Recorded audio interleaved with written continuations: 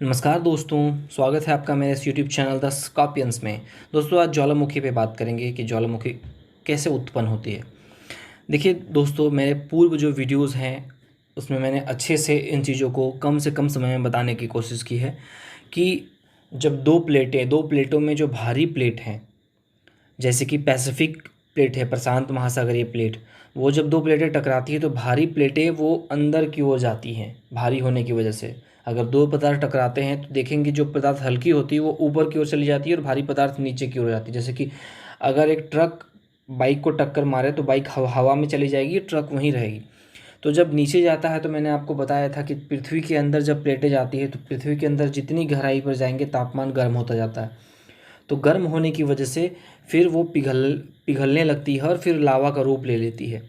जब तक ये पृथ्वी के अंदर होती है इसे मैग्मा कहते हैं। जब ये पृथ्वी के भूपटल पर आती है तो इसे लावा कहते हैं। और फिर जब इनका जमावड़ा जो है मैग्मा का ज़्यादा हो जाता है तो फिर ये विकराल रूप या फिर एक प्रभावशाली रूप में पृथ्वी के बाहर आती हैं।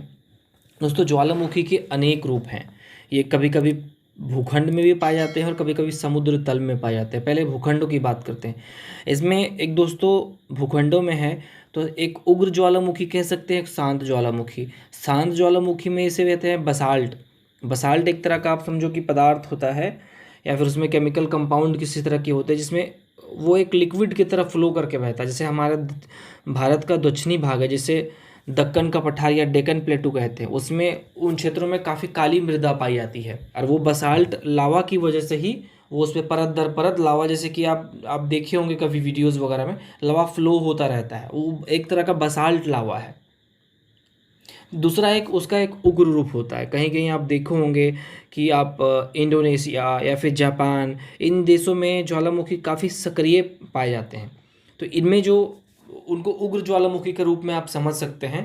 ये एक मैं अपने तरफ से एक नाम दे रहा हूँ समझाने के लिए, ताकि ये काफ़ी गहराई में जाने से दोस्तों क्या होता है कि जो जो इन चीज़ों को पढ़े नहीं होते उनको ये चीज़ें अच्छी से समझ में नहीं आती, इसीलिए मैं ज़्यादा टेक्निकल में नहीं जाता।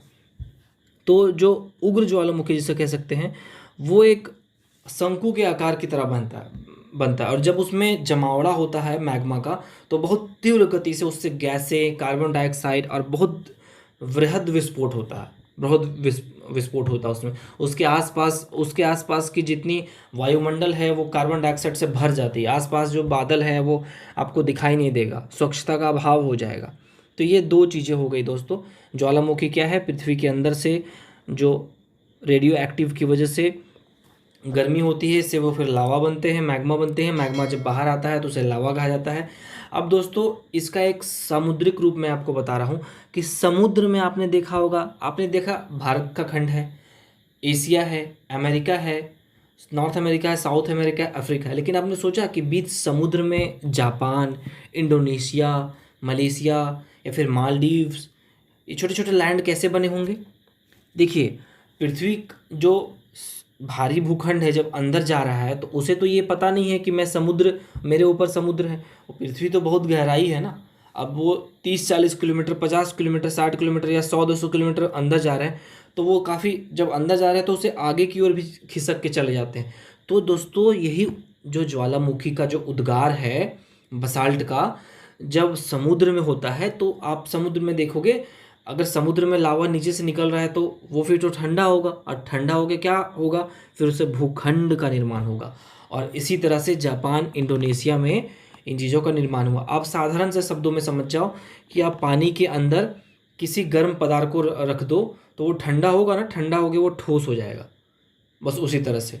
तो वो वीडियो जब आप देखेंगे तो उसमें आपको, आप उसमें कुछ पिक्चर्स में ऐड कर रहा हूँ ताकि आपको चीज़ें काफ़ी स्पष्ट हो जाए। तो उसी तरह से जापान, जो लावा निकला, लावा धीरे धीरे धीरे फैलता गया। इसीलिए देखेंगे आप कहीं कहीं भूखंड है, कहीं कटे हुए हैं और जो प्लेटें हैं अभी भी एक दूसरे को टक्कर करते रहते हैं। इसीलिए माना जाता है कि जापान भूकंप और ज्वालामुखी के लिए बहुत सक्रिय देश माना जाता है। उन क्षेत्रों में भूकंप और ज्वालामुखी बहुत आम घटनाएं हैं। फिलीपींस में इन चीज़ों में ज्वालामुखी और ये भूकंप की घटनाएं बहुत आम है क्योंकि अभी भी वहाँ पे प्लेटों की हलचल हो रही है। तो ये तो खैर मुझे कभी देखने का अवसर तो नहीं मिला, लेकिन दोस्तों ये नेचर की जो एक्टिविटी होती है ना वो सच में अद्भुत होती है। आप इमेजिन करो कि आप बीच समुद्र में एक लैंड को फॉर्म होते हुए देख रहे हो, एक खंड का निर्माण होते हुए देख रहे हो, तो ये कितना आकर्षक लगता है। इन चीज़ों की ना इसीलिए कहा जाता है ना कि प्रकृति की तुलना नहीं की जा सकती किसी से नहीं की जा सकती है। मैंने संक्षेप में आपको ज्वालामुखी समझाने की कोशिश की। वीडियो पसंद आया तो please like share and subscribe करें। Thank you.